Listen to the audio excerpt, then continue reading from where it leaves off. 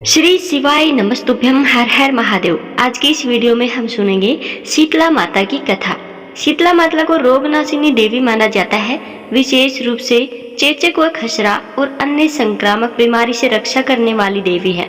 हिंदू धर्म में शीतला माता की पूजा करने से परिवार को स्वास्थ्य, समृद्धि और शांति प्राप्त होती है और यह पूजा विशेष रूप से होली के बाद आने वाली शीतला सप्तमी और अष्टमी के दिन की जाती है। शास्त्रों के अनुसार शीतला माता की उपासना से व्यक्ति रोग मुक्त रहता है और घर परिवार में सुख शांति बनी रहती है। माता के भक्तों का विश्वास है कि उनकी पूजा से महामारी और त्वचा संबंधी रोगों से सुरक्षा मिलती है। शीतला अष्टमी के दिन सुबह जल्दी उठ करके ठंडे पानी से नहाएं, फिर पूजा की थाली तैयार करें। थाली में एक रात पहले का पका हुआ भोजन, जिसमें खीर, पूरी, गुलगुले, दही, पुआ, रोटी, बाजरा, सप्तमी को बने मीठे चावल, नमक पारे और मठरी आदि रखें। फिर आटे से बना हुआ दीपक, रोली, मोली, वस्त्र या कलावा, अक्षत, हल्दी, बड़कुल की माला, खुले सिक्के, मेहंदी रखें और ठंडा जल लोटे में या फिर डोली में रखें। फिर सिर ढक करके पूजा करनी चाहिए। अब आप शीतला माता की जहाँ भी आपके यहाँ पूजा करने का रिवाज या नियम है, बहुत सी जगह पर शीतला माता का मंदिर होता है, वहाँ जाकर पूजा की जाती है और कुछ जगह पर नीम के पेड़ के नीचे यह पूजा की जाती है। तो कुछ जगह पर होलिका दहन वाली जगह पर शीतला माता की पूजा होती है। सबसे पहले शीतला माता को ठंडा जल अर्पित करें, हल्दी का तिलक लगाएं, उसके बाद सभी सामग्री अर्पित करें। गेहूं के दाने से धोक लगाकर क्षमा प्रार्थना करें और माता की पूजा में गर्म भोजन का भोग नहीं लगाया जाता है। हर चीज ठंडी और बासी ही अर्पित की जाती है। इसके अलावा शीतला माता की पूजा में दीपक को जलाकर भी नहीं रखा जाता। आप आटे के दीपक में केवल घी और रुई की बाती लगाकर रख दें। फिर माता को सभी चीजें अर्पित करने के बाद खुद और घर के सभी सदस्यों को हल्दी का टीका लगाकर शीतला माता की कथा सुने या पढ़े। हाथ जोड़कर शीतला माता से प्रार्थना करें, हे शीतला माता, आप हमारे द्वारा की गई पूजा को स्वीकार कर लेना और शीली और ठंडी रहना। शीतला माता की कथा के साथ आज आप श्री शीतला अष्टकम स्तोत्र का पाठ भी सुनेंगे। अगर आप सचमुच चाहते हैं कि शीतला माता की कृपा आप सब पर पूरे वर्ष भर बनी रहे, तो आपको इस पाठ का भी श्रवण अवश्य करना चाहिए। कथा के बाद आप पाठ को जरूर सुनिए। एक बार शीतला माता ने सोचा कि चलो आज देखो कि धरती पर मेरी पूजा कौन कौन करता है, मुझे कौन कौन मानता है। यही सोचकर शीतला माता धरती पर राजस्थान के डुंगरी गांव में आ गई। वहां पहुंचकर उन्होंने देखा कि इस गांव में तो मेरा मंदिर भी नहीं है, ना ही यहाँ पर कोई मेरी पूजा करता है। शीतला माता वेश बदलकर गांव की गलियों में घूम रही थी। तभी एक घर के ऊपर से किसी ने चावल का उबला हुआ पानी यानी कि मांड नीचे फेंक दिया। वह उबलता पानी शीतला माता के ऊपर जा गिरा, जिससे शीतला माता के शरीर में छाले पड़ गए। शीतला माता के पूरे शरीर में जलन होने लगी। अब शीतला माता, जो कि बूढ़ी का वेश बनाए हुए घूम रही थी, पूरे गांव में इधर उधर भाग भाग कर चिल्लाने लगी, अरे मैं जल गई, मेरा शरीर तप रहा है, जल रहा है, कोई मेरी मदद करो, कोई मुझे बचाओ। लेकिन उस गांव में किसी ने भी शीतला माता की मदद नहीं की। वहीं अपने घर के बाहर एक कुम्हार बैठी हुई थी। उस कुम्हारी ने देखा कि अरे यह बूढ़ी माई तो बहुत जल गई है और इनके पूरे शरीर में तपन भी हो रही है, इनके पूरे शरीर में छाले पड़ गए हैं और यह तपन सहन नहीं कर पा रही। तब उस कुम्हारी ने कहा, माँ तुम यहाँ आकर बैठ जाओ, मैं तुम्हारे शरीर के ऊपर ठंडा पानी डालती हूँ। कुम्हारी ने फिर उन बूढ़ी माई पर खूब सारा ठंडा पानी डाला। इसके बाद वह शीतला माता से बोली, माँ मेरे घर में रात की बनी हुई राबड़ी रखी है और थोड़ा सा दही भी है, तुम दही और राबड़ी खा लो। जब बूढ़ी माई ने ठंडी यानी ज्वार के आटे की राबड़ी और दही खाया, तब उनके शरीर को बहुत ठंडक मिली। इसके थोड़ी देर बाद कुम्हारन बोली, माँ बैठ जाओ, तुम्हारे सिर के बाल बिखरे हुए हैं, मैं तुम्हारी चोटी गूंथ देती हूँ। कहकर कुम्हारन माई की चोटी गूंथने लगी। उनके बालों में कंघी फिरा रही थी। अचानक कुम्हारिन की नजर बूढ़ी माई के सिर के पीछे पड़ी तो कुम्हारिन ने देखा कि एक आंख बालों के अंदर छुपी हुई है। यह देखकर कुम्हारिन तो डर के मारे भागने लगी। तभी बूढ़ी माई ने कहा, रुक जा बेटी, डर मत, मैं कोई भूत प्रेत नहीं हूँ, मैं देवी हूँ। मैं तो इस धरती पर यह देखने आई थी कि यहाँ मुझे कौन कौन मानता है, कौन कौन मेरी पूजा करता है। ऐसा कहकर माता चार भुजा वाली हीरे जवाहरात के रूप में आभूषण पहने दिव्य असली रूप में प्रकट हो गई। माता के दर्शन पाकर कुम्हारन सोचने लगी कि अब मैं तो बहुत गरीब हूँ, इन माता को कहाँ बिठाऊं। तब माता उसकी दशा देखकर कहने लगी, बेटी तू किस सोच में पड़ गई। तब उस कुम्हारी ने हाथ जोड़कर आंखों से आंसू बहाते हुए कहा, माँ मेरे घर में चारों तरफ दरिद्रता बिखरी हुई है, बिठाने तक के लिए मेरे पास कोई चीज नहीं, मैं आपको भला कहाँ बिठाऊं। मेरे घर में ना तो चौकी है ना बैठाने का आसल, माँ बताओ मैं आपको कहाँ बिठाऊं। तब शीतला माता कुम्हार के मन की दशा समझ गई और प्रसन्न होकर उस कुम्हारिन के घर पर खड़े हुए गधे पर बैठकर एक हाथ में झाड़ू दूसरे हाथ में डलिया लेकर उन्होंने उस कुम्हार के घर की दरिद्रता को झाड़ दिया, डलिया में भर करके दूर फेंक दिया और फिर उस कुम्हारिन से कहा, बेटी मैं तेरी सच्ची भक्ति से प्रसन्न हूँ, अब तुझे जो कुछ भी चाहिए वह वरदान तू मुझसे मांग ले। यह सुनकर वह कुम्हारिन हाथ जोड़कर बोली, माता मेरी इच्छा है कि अब आप इसी डुंगरी गांव में स्थापित होकर यहीं रहिए और जिस प्रकार आपने मेरे घर की दरिद्रता को अपनी झाड़ू से साफ करके दूर किया है, ऐसे ही आपकी जो भी होली के बाद की सप्तमी को भक्ति भाव से पूजा करके आपको ठंडा जल दही और बासी ठंडा भोजन चढ़ाए उसके घर की दरिद्रता को साफ करना और आपकी पूजा करने वाली नर जाति का अखंड सुहाग रखना, उनकी गोद हमेशा भरी रखना। साथ ही जो पुरुष शीतला सप्तमी को नाई के यहाँ बाल न कटवाए, धोबी को कपड़े धुलने ना दे और पुरुष भी आप पर ठंडा जल चढ़ाकर नारियल पुष्प अर्पित करके परिवार सहित ठंडा बासी भोजन करे, उनके काम धंधे व्यापार में कभी दरिद्रता न आए। कुम्हार की इन बात सुनकर शीतला माता बोली, तथास्तु बेटी, जो तूने वरदान मांगे वह सब तुझे देती हूँ और बेटी मैं तुझे आशीर्वाद भी देती हूँ कि मेरी पूजा का मुख्य अधिकार अब इस धरती पर सिर्फ कुम्हार जाति का ही होगा। तभी से उस दिन से डुंगरी गांव में शीतला माता स्थापित हो गई और उस गांव का नाम हो गया शील की डुंगरी। शील की डुंगरी में शीतला माता का मुख्य मंदिर है और शीतला सप्तमी पर वहां पर बहुत बड़ा मेला लगता है और शीतला माता की इस कथा को जो भी सच्चे मन से और शीतला माता का ध्यान करके पढ़ता अथवा सुनता है, शीतला माता की कृपा से उनके घर की सभी दरिद्रताओं का नाश हो जाता है और उनकी सारी मनोकामनाएं भी पूर्ण हो जाती है। प्रेम से बोलिए शीतला माता की जय। प्रिय भक्तगणों, अब सुनिए शीतला माता की एक और कहानी। एक बार एक राजा के इकलौते पुत्र को शीतला निकली। उसी के राज्य में एक काछी पुत्र को भी शीतला निकली हुई थी।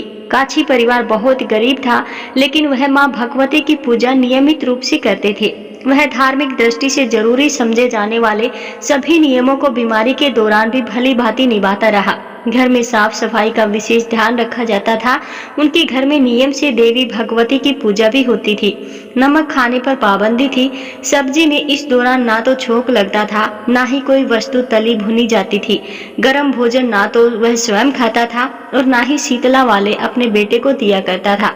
ऐसा करने से उसका पुत्र जल्दी ही स्वस्थ हो गया।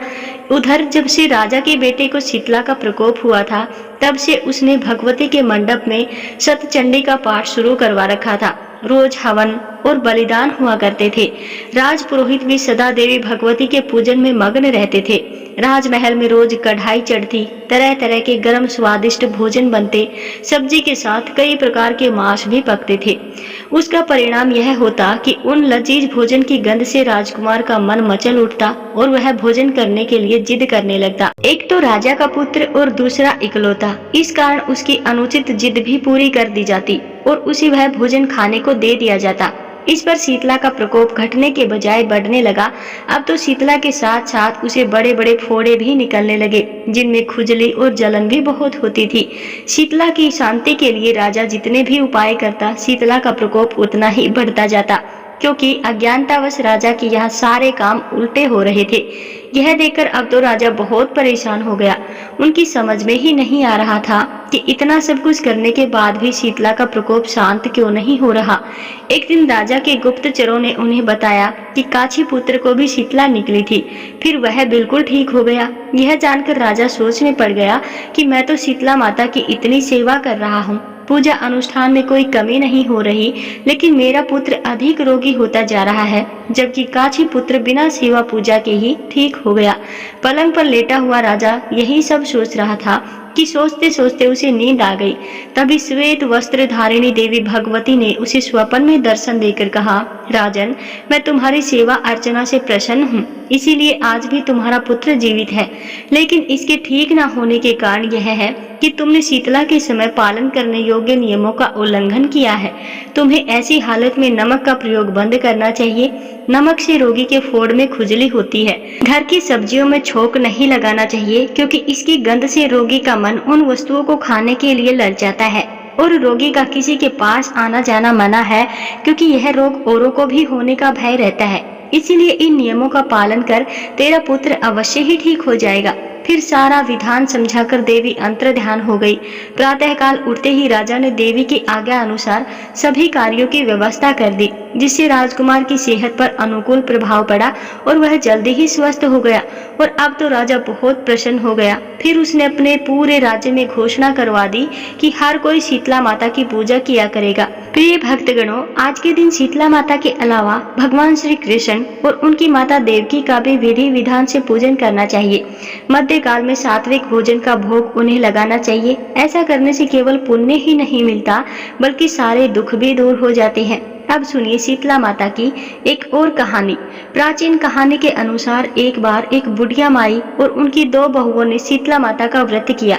उन सभी को अष्टमी तिथि को बासी भोजन खाना था, जिसके चलते ही उन्होंने सप्तमी तिथि को ही भोजन बनाकर रख लिया था। लेकिन दोनों बहुओं ने बासी भोजन नहीं किया था, क्योंकि उन्हें कुछ समय पहले ही संतान हुई थी। उन्हें लग रहा था कि कहीं ऐसा ना हो कि वह बासी भोजन करे और बीमार पड़ जाए। अगर ऐसा हुआ तो उनकी संतानें भी बीमार पड़ जाएंगी। तब दोनों बहुओं ने अष्टमी को बासी भोजन ग्रहण न करके अपनी सास के साथ माता की पूजा की। इसके बाद पशुओं के लिए बनाए गए भोजन के साथ ही अपने लिए भी ताजा भोजन बना लिया। फिर उन्हें ग्रहण भी कर लिया और फिर तब उसकी सास ने उन्हें बासी भोजन करने के लिए कहा तो उन्होंने टाल दिया। यह देखकर माता क्रोधित हो गई। अचानक ही उनके नवजात बच्चों की मृत्यु हो गई। जब यह बात सास को पता चली तो उसने अपनी दोनों बहुओं को घर से निकाल दिया और दोनों अपने बच्चों के शवों को लिए रास्ते पर चली जा रही थी। तभी वे एक बरगद के पेड़ के नीचे आराम करने के लिए रुक गई। यहाँ पर 2 बहनें थीं, जिनका नाम ओरी और शीतला था। यह सिर में पड़ी जुओं से बहुत परेशान थी। बहुओं ने उनकी हालत देखकर उन पर दया आ गई। उन्होंने उनकी मदद करना चाहा। उन दोनों बहुओं ने उन दोनों बहनों के सिर से जुएं निकाल दी, जिससे उन दोनों बहनों को बहुत सुकून मिला। तब उन दोनों बहनों ने बहुओं को आशीर्वाद दिया कि तुम्हारी गोद हरी हो जाए। यह सुनकर दोनों बहुएं बोली कि उनकी हरी गोद तो पहले ही लूट गई है।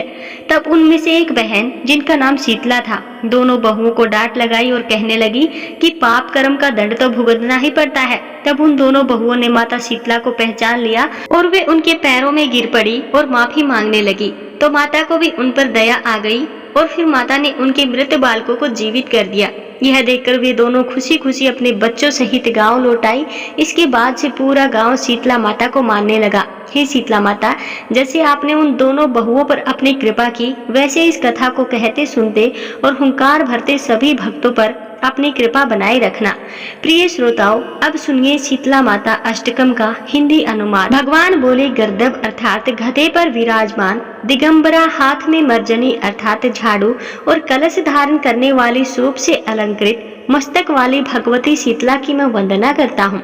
मैं सभी प्रकार के भय तथा रोगों का नाश करने वाली उस भगवती शीतला माता की वंदना करता हूँ, जिसकी शरण में जाने से विस्फोटक अर्थात चेचक का बड़े से बड़ा भय भी दूर हो जाता है। चेचक की जलन से पीड़ित व्यक्ति जो शीतले शीतले ऐसा उच्चारण करता है, उनका भयंकर विस्फोटक रोग यानी चेचक रोग जनित भय शीघ्र नष्ट हो जाता है। जो मनुष्य आपकी प्रतिमा को हाथ में लेकर जल के मध्य स्थित होकर आपकी पूजा करता है, उनके घर में चेचक रोग का भीषण भय नहीं उत्पन्न होता। हे शीतले, जवर से संतप्त मवाद की दुर्गंध से युक्त और विनट नेत्र ज्योति वाले मनुष्य के लिए आपको ही जीवन रूपी औषधि कहा गया है। हे शीतले, मनुष्यों के शरीर में होने वाले तथा अत्यंत कठिनाई से दूर किए जाने वाले रोगों को आप हर लेती है।